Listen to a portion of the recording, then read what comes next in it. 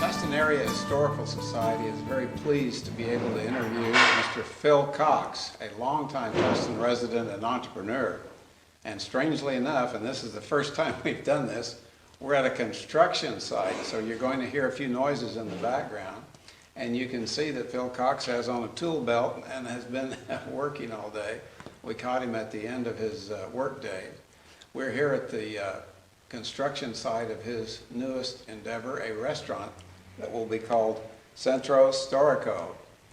And I believe that is Italian for Historical City Center.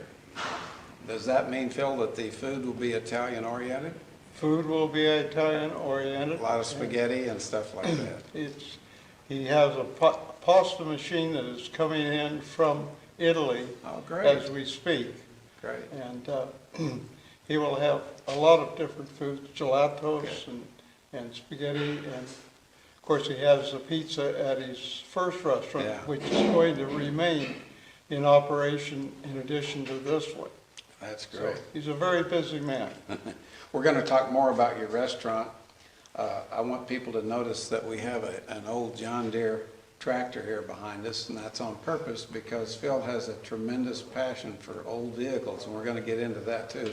But first, Phil, tell us about your early years here in Tustin. We think you went to Tustin High, but if you could tell us what life was like back in those early days here. Well, I was born in St. Joseph Hospital in Orange, and the best I know, my memory doesn't hold too well for that, but I came to Tustin about the age of 7 days. And my folks had had the store since March of 1936. I was born July 11th, 1937, so I guess after the shock of starting a store, they had the shock of trying to raise a son. Well, we can say that you were born and raised in Tustin, California. That's correct. Tell us about your early recollections of life, maybe high school years or something like that. What was it like to live here?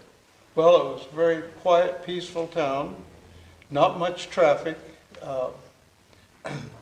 El Camino Real at that time was called D Street, but it was also known as the Highway 101. It was the main corridor for people from Los Angeles to go to San Diego. So if you wanted to go from LA to San Diego, you came right down? Came right by here. So I've seen old pictures. There must have been some motels and gas stations. There was a motel across the street. Of course, there's one still remaining, and there was some along First Street. Highway 101 going north from here went out First Street to, which is also First Street in Santa Ana. You then turned north on Main Street and went up to about where the I-5 is now, and then that became a highway that took you to Los Angeles. And I'm not sure whether it was called Manchester Boulevard at that time or not. Now, Interstate 5 must have changed the whole character of Old Town Tustin. Oh, it did, drastically. Traffic went away quickly. About what age were you when the 5 was completed, remember? So you probably saw a lot of gas stations have to close. Yeah, I think I was around about in the 50s, I know. Tustin was, when I was growing up, had a population of about 725 people. Wow. And that's small. Yeah, and it was basically all citrus groves. Orange trees mostly. Well, orange trees mostly, but there was other citrus fruits. You're actually setting in, no, this was Columbus Tustin. The parking lot was actually part of the Prescott Ranch. Oh. And they had a orange juice stand about where the entrance is to Armstrong Nursery is. And you could go down there and have fresh squeezed cold orange juice for 5 cents. The Greyhound buses, that was a very popular stop for the tourists and people there. When you were a kid, was the juice company in business? Yes, it was. So there must have been some grapes being grown around here too. Yeah, yes, very much. That's great. You graduated in 1955. 55 From Tustin High School. Went to Tustin Grammar School over where the administration office is now and where Pepper Tree Park is. That was the school. What did kids do for fun and games when you were in high school? What was the... Rode bicycles. Rode bicycles. Ate oranges, and we played with each other, went on adventures, and got into trouble. And did they have sports in those days? Were there interactions with other high schools? And Not too much sports in grade school, but in high school, yes, they had football and Irvine hardly existed except being the ranch, right? Irvine hardly existed then, right, except for being a big ranch? Well, yeah, and the students, the young people that lived in Irvine, they came to Tustin for their Wow. schooling. That's interesting. That's very interesting. Well, your parents, I believe, developed what was originally called Cox Market? Yes, it was called Cox's Market where they first started, and they started in the very corner building, which is now where Johnny Jean's is.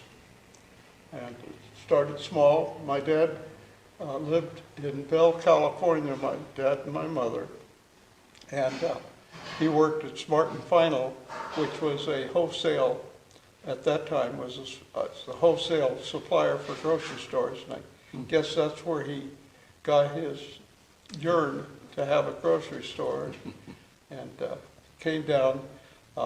There was a Continental Market that was here for 10 years before him. So they closed up, and then he got the opportunity to enter into that place. And since then, there's been a lot of evolution. Yes, there has. Things have gone. At what age did you develop your keen interest in old vehicles?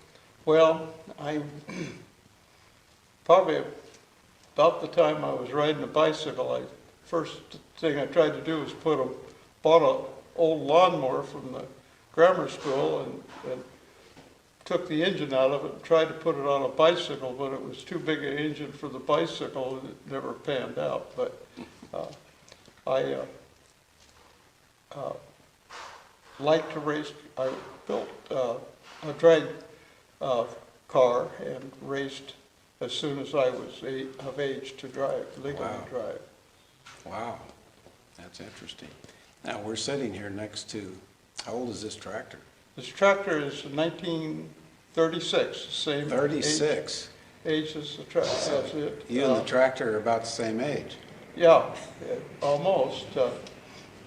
It's older than me, so he's got seniority. Now, my next question, we'll come back to other old vehicles, but will this remain as a centerpiece for the people to come to eat here? It has. Tomorrow we intend to lift it up off the ground and build a stage underneath it. Wow. And, Tell us about the other vehicle that's down in the corner. okay, the other vehicle belonged to Dale Crawford, and Mr. Crawford was a master mechanic. He actually lived across the street and south of here, about 250 feet. His house that he built is still standing there. It's next to the little park that the city has, or just north of Jamestown Village. And he bought that car new in 1921. Wow. I don't know how it got from Michigan to Tustin, but it's never left Tustin after that, except to go on trips that I've documented through his family heirs, that it's a four-door, basically convertible. Has canvas tops, it does have the sides for it, but the family was known to have traveled in the wintertime in the Colorado and area. In fact, broke an axle in Colorado, and they camped alongside the road in pup tents and some of the camping gear. And while the two men, there was two vehicles. He had a friend that lived back to back in his neighborhood, and they basically all traveled together. And they, being a master mechanic, he just went, they took the other fellow's car, went on into some major town, found an axle for it, came back, replaced the axle, and continued on its way. Interesting enough, when we started cleaning the car up to restore it, we found a brand new spare axle. Now, everybody carries a spare axle for their car, I know that. But he had the ability on the road to be able to take care of that. Amazing. Well, if my math is correct, they build cars a year before, they manufacture them a year before they name them a certain model year. So this is a 100-year-old car. Yeah. Since we're Yep. going into That could be. 2020, it's essentially, it was manufactured 100 years ago. That's pretty remarkable. Mr. Crawford, he worked on at a garage that was across the street. It's next to a vacant lot now, and it was located on the corner of 3rd and Main Street, across from Rutabagora's restaurant.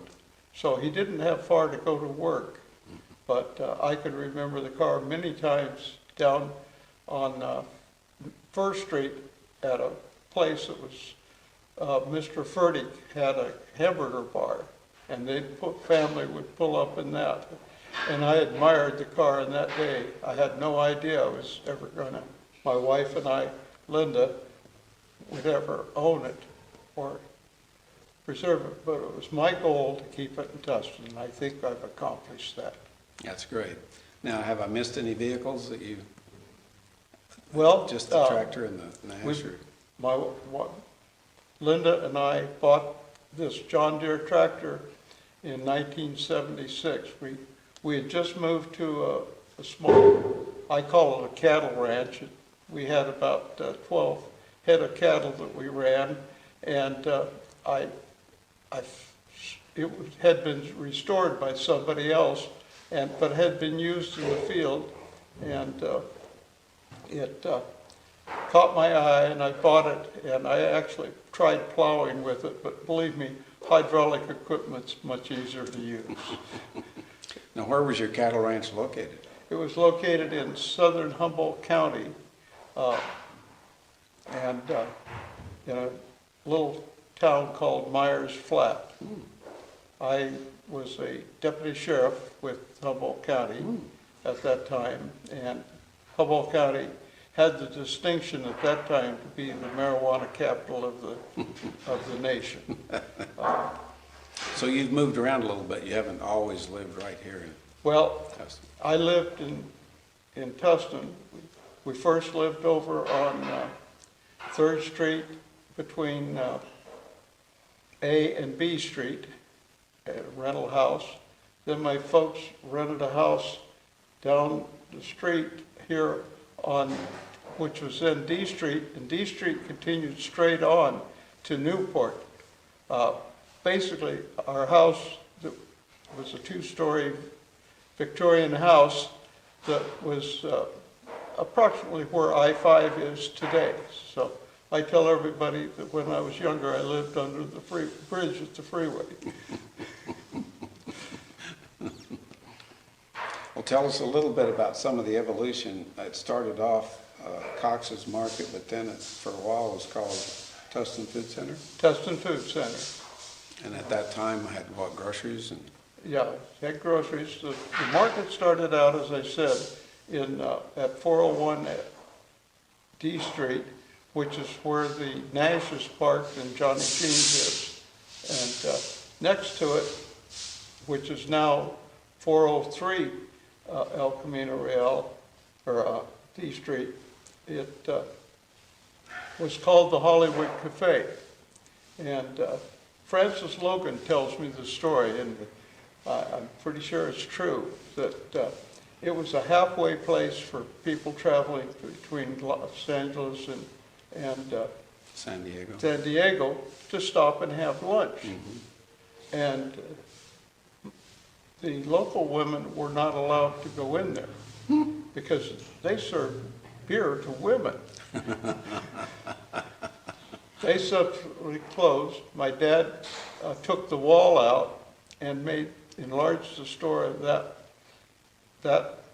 that time. And then in the 50s, he then built a warehouse, which is behind us here. It's the other half of this restaurant now.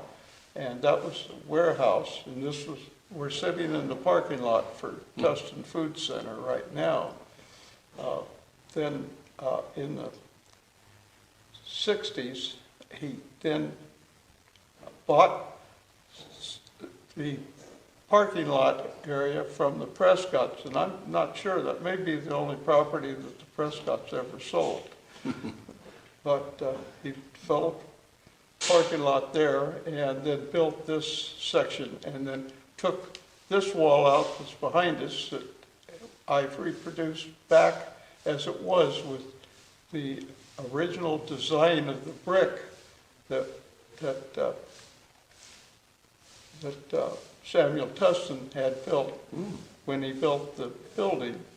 And I tell everybody, my dad took things out and I'm putting them back. That's good. Well, obviously, those of us at the Historical Society really appreciate trying to keep things looking the way they were. Well, thank you. Good Well, for you.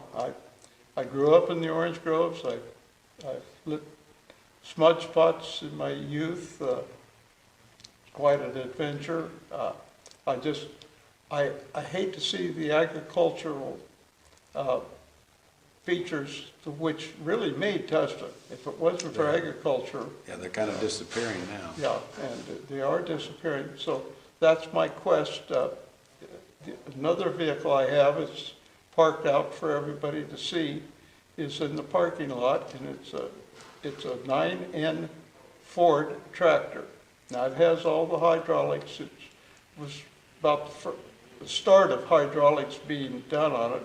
It has one of the first loaders for lifting manure or moving dirt, and it's very unique. It does some of it's hydraulic, some of it's still mechanical, but And it's right out here in your parking lot? it's on the back corner of the parking lot. Great.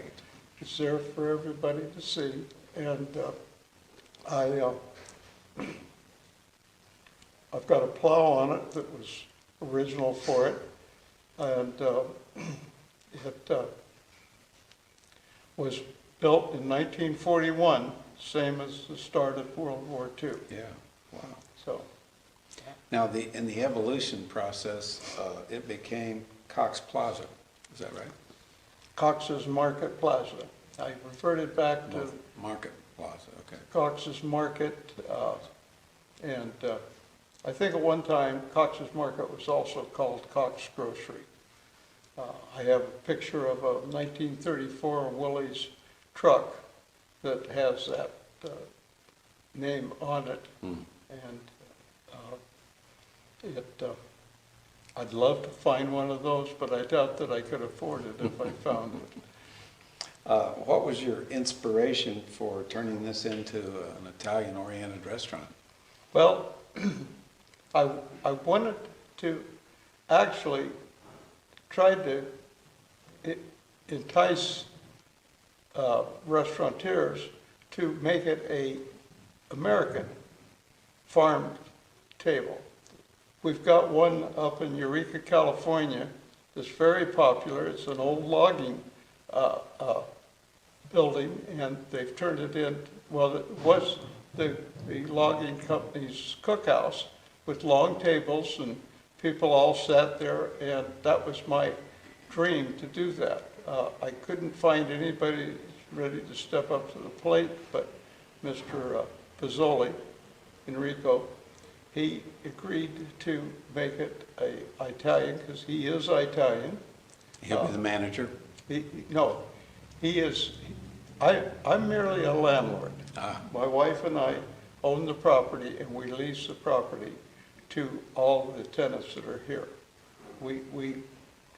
My wife has great amount of restaurant experience. Her mother and her have had a few restaurants, and she's worked in restaurants, and she's just not going to allow us. And at 82 years of age, I don't think I'm ready to go into the restaurant business. So he will hire chefs? He will have his own cooks, and he will make his own this square that you see over here, that is going to be a window that if you look hard enough and got good eyesight, you'll be able to see some farm country in Italy. Yeah. So it'll be a picture there framed, but look like a window that you're looking out. Well, that's great. Well, we wish him great success. When do you think this might be open? He's predicting 1st of February. In 2020. That's not too far away. No, it's not. There's a lot of work to do, as you can see. I can see that. Sounds optimistic, but we hope you. Yeah, I hope you can make it too. It's interesting to see you in here painting and doing some of the work yourself. Well, years ago I could do it better. I'm getting where it's a little bit of a struggle for me. I do have a wonderful young man, Felipe, who's an Americanized citizen from Mexico, and we have fun doing things together. He's a very capable person. I've done, just because of owning property, I've done construction all my life. As I mentioned earlier, my career started in law enforcement, actually as a reserve with Tustin Police Department the day I turned 21. And then later on, I then became an officer with the Orange County Sheriff's Department until aghast. This county of Orange had 300,000 people in it. I thought that was too many people, so I moved north in 1968. But I returned. And there you were a sheriff? I was a sheriff here, and I took an early retirement here, deferred retirement, went to Humboldt County, and was a deputy sheriff up there. Well, that's interesting, a long career in law enforcement. Yeah. Well, that's just great. It was exciting, to say the least. Phil, earlier you mentioned something about drag racing, and I failed to follow up on it. Tell us a little bit about your first interest in drag racing and where that took place. My first interest, I was in high school and just basically about ready to have a driver's license, and there was a young man that lived very near the high school that had a dragster, and so sneak away from school sometimes, or during lunch hour, go over to his house, and I eventually worked on his crew and then decided to build my own, what was called then an open gas roadster. Wow. And it had a Ford flathead engine, V8 engine, and it was able to turn, as I recall, I think the maximum we did, it was 108 in a quarter mile in 10.5 seconds. Wow. Well, now they sell cars out of the showroom that'll do that. But that was quite an experience at that time. I loved mechanics. If I hadn't, in fact, one of the reasons I went into law enforcement is that I figured that if I made a career out of mechanics and had a hobby of mechanics, I'd burn myself out. And plus, there was just a lot of excitement attractions. Elmer Johansson was the chief of police when my dad took me at my request down there, and I became a reserve officer on July 11th, my birthday, 1959. And is that right? 20. Yeah, not too far out of high school. 21. I was just 20. Today I was 21.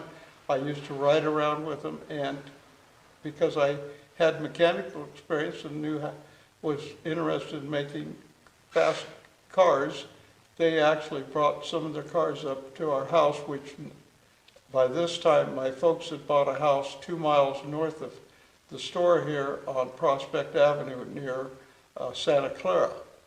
And they bring the cars up there, and I'd do some of the hot rod stuff to their patrol cars, and it was kind of fun. Yeah, I that's didn't great. And then I got a good taste of it. In 1960, I joined the Orange County Sheriff's Department working for James Music, and had a very So you had to go through in the military we'd say boot camp, but you had to go through some, It wasn't training near to be what sure. it is today. We did have I guess, training a academy. training facility. It was basically the same as, I think, still out there in Anaheim along the Santa Ana River. I know the range is still there anyway, but I went there and I worked in the jail, as most new officers did. And you could either work in the jail or be assigned to work in the courts. And I took a little different course because everybody was all eager to get out in patrol cars, and I can understand that, but I had that already through my reserve. So I took a little sidestep, and I asked after my jail sentence was over, I asked to work in the courts, which gave me a great opportunity to watch other officers perform in court, watch attorneys, watch judges, talk to juries. I used to take juries to lunch, and I think it really greatly helped me in my career. Good. Afterwards. And then when I went into patrol, I obviously trained by 2 officers who did a very good job for me, and then I eventually became a training officer for the Orange County Sheriff's Department when this 300,000 population figure popped up, and I said, well, it's time to So when move you on. went up to Humboldt County, you had a lot of experience, I did. so you didn't have to go through any more. Yeah, that was both a plus and a minus, because one, I did have a lot of experience. You just had to learn the town. Well, they were kind of a cow town, and quite frankly, some of the officers resented this whippersnapper that come From in the big city. and knew how to do stuff. And of course, I went through the process pretty fast there. Became a training officer there for a while. Worked in administration, setting up things. Became a investigator, which that was my forte. I was assigned to the Garberville station, which was right down in the heart of the dope country. And in fact, Linda and I, on our ranch, one of our next door neighbors was one of the biggest dope growers there. And it was a little tough. You had to kind of walk lightly. And, unfortunately, as there is with anything, there was corruption because of the money that was there. And that gave me some problems because I didn't need that money. I was doing quite well. By that time, I had acquired the store. Linda, what year did Mother pass away? 1971, I believe. 1971. 71. So we've had this property since 1971. I inherited half of it. My sister, Edwina Cox, who's now deceased, she inherited the other half, and she was a designer for Jansen's swimsuits, and she kind of got into the big city life and didn't care too much about it. Finally, I offered to either sell it to her or buy her out, and she sold to me. Linda and I ultimately became full owners of it. So we've been doing this for, I figured 49 years. Wow. And Well, you've certainly left your mark on the Old Town Tustin, well, and one of the great entrepreneurs of the area. I think my folks set that example for me. My father was very much of a civic man, was very instrumental in the boys club and girls club there on 6th Street. And in fact, there was a plaque inside the building to that fact, but that plaque has disappeared. I'd love to find it. If somebody has it in their backyard, let me know. I would buy it. Well, Phil, we have thoroughly enjoyed chatting with you. Thank you. You're a major part of the history of Old Town Tustin, more so than a whole lot of people, and we've really enjoyed it. Thank you so much Okay. for this time. We Well, really I appreciate invite, it. and I've had just tremendous support from the Tustin Area Historical Society. If we Linda and I have put in a museum. It's probably California's smallest museum. It's 13 feet 1 inch by 13 feet 1 inch. But it has the original, not the biggest safe that the Tustin Bank had in it. I depicted the museum, which I tend to not call it a museum. I call it Memories of Old Town Tustin at the center. I've depicted all 4 buildings that were here in the 30s, or artifacts from them, and have some of the original chairs, stools that came from the soda fountain at Tustin Drugstore that came here in 1934, I believe. And we found labels inside the chairs and these stools that indicated when the day they were manufactured back east. And this is located where? It's located in the back corner of the building. You come in off the parking lot. I've reproduced a orchard standpipe display there. We're fortunate enough to have a Santa Ana Valley irrigation system weir box, and that dates back to the 14th century, where they used to bring water in and put it into a concrete box area and then distribute the water to other people. We restored that, and it's actually working as a demonstration. Water doesn't come from the Santa Ana River anymore, 13 miles away. It comes out of a faucet, and we recirculate it. But That's great. I invite. Now, is this open to the public? It's open to the public. Great, so I'm sure some of our viewers will want to take a look at that. They're certainly welcome. Thank you. And I will myself, and I'm anxious to see the tractor you talked about that's out in the Okay. parking lot too. thank you. Well, once again, Phil, thank you very much. We really, really appreciate it. Well, thank you for the opportunity, and thanks you for all that you and everybody does for the Tustin Area Historical Society. You're a great bunch.